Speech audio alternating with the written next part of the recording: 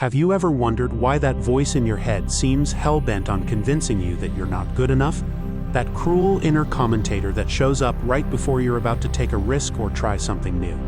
Today, we're going behind the scenes of your brain to understand exactly where this voice comes from, and more importantly, how you can take back control of the narrative running in your mind. Your inner critic isn't some mysterious force or character flaw. It's actually a very real network of neural pathways firing in specific regions of your brain. Think of it like a well-worn hiking trail that millions of thoughts have traveled down over the years. Every time you've had a self-doubting thought, you've made that path a little deeper and a little easier to walk down again. The fascinating thing is that this inner critic actually evolved as a survival mechanism. Thousands of years ago, the part of your brain that generates these critical thoughts was trying to keep you alive. If you were too confident about approaching that rustling bush, you might become a saber-toothed tiger's lunch. So your brain developed this hypervigilant system that constantly scans for potential threats and mistakes. The problem is that your brain can't tell the difference between a real physical threat and the perceived social threat of giving a presentation at work. It treats both situations with the same level of alarm. That's why your inner critic can feel so intense and urgent, even when you're just trying to post something on social media or ask someone out on a date. Let's get specific about what's happening in your brain. The inner critic primarily operates from your medial prefrontal cortex, which is like your brain's control center for self-reflection. But it gets its emotional fuel from the amygdala, your brain's alarm system. When these two regions start firing together repeatedly, they create what neuroscientists call a default neural pathway. Think of it this way. Imagine your thoughts are cars driving through your brain. Most of the time, these thought cars take the path of least resistance, which happens to be the superhighway you've built for self-criticism over the years. Meanwhile, the dirt road for self-compassion sits barely used and overgrown with weeds. But here's where it gets really interesting. Your brain has something called neuroplasticity, which means it can literally rewire itself at any age. Those neural pathways aren't permanent fixtures. They're more like software that can be updated.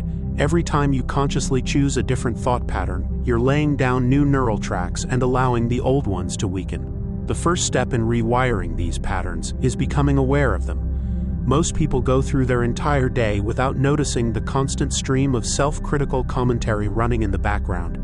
It's like having a radio playing negative talk shows all day long, but you've become so used to it that you don't even realize it's on. Start by naming your inner critic. This might sound silly, but giving it a name creates psychological distance between you and those thoughts. Maybe call it the judge, the perfectionist, or even something more playful like Debbie Downer.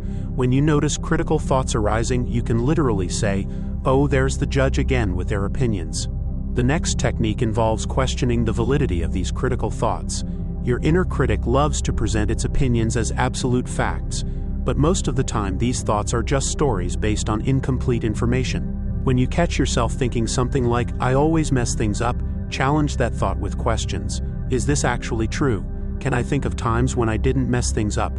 What evidence contradicts this belief? Here's a powerful reframing technique that works with your brain's natural patterns instead of against them. Instead of trying to eliminate negative thoughts completely, which often backfires, practice redirecting them. When your inner critic says, "You're going to fail at this," you might redirect to, "I'm learning something new," and that always involves some uncertainty. Your brain also responds well to compassionate self-talk. Research shows that talking to yourself the way you would talk to a good friend actually activates different neural pathways than harsh self-criticism. The next time you make a mistake, try asking yourself, "What would I say to a friend in this situation?" Then say that to yourself instead. Physical movement can also help interrupt these neural patterns.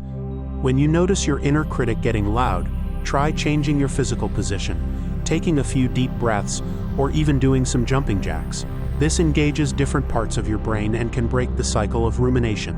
Visualization is another powerful tool for rewiring these pathways. Spend a few minutes each day imagining yourself responding to challenges with confidence and self-compassion. Your brain processes imagined experiences similarly to real ones, so you're literally practicing new neural patterns. Remember that rewiring these deeply ingrained patterns takes time and patience. You're essentially teaching your brain a new language after years of speaking only criticism. Some days will feel easier than others, and that's completely normal. The goal isn't to eliminate your inner critic entirely. That voice sometimes provides useful feedback about genuine areas for growth. The goal is to change your relationship with it, so it becomes more like a concerned advisor rather than a tyrannical dictator. Your brain is far more flexible and changeable than you might think. Those neural pathways that have been running the show for years can be redirected, weakened, and replaced with more supportive patterns. Every moment of awareness, every compassionate thought, every time you choose to question rather than automatically believe your inner critic, you're literally reshaping your brain. The voice in your head doesn't have to be your enemy. With understanding, practice, and patience, you can transform it into your ally.